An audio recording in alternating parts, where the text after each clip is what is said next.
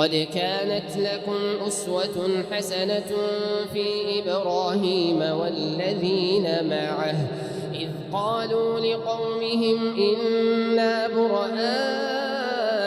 منكم ومما تعبدون من دون الله كفرنا بكم وبدا بيننا وبينكم العداوة والبغضاء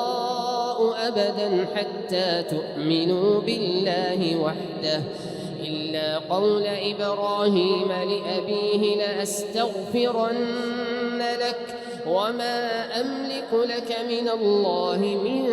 شيء ربنا عليك توكلنا وإليك أنبنا وإليك المصير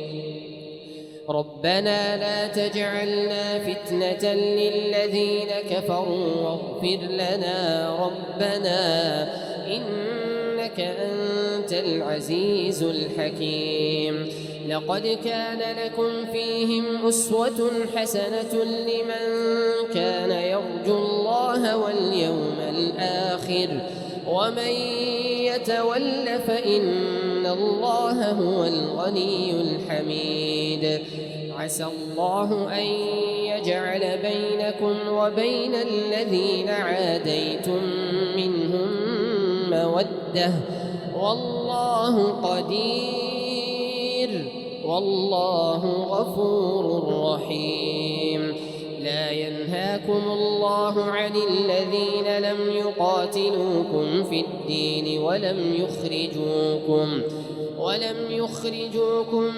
من دياركم أن تبروهم وتقسطوا إليهم إن الله يحب المقسطين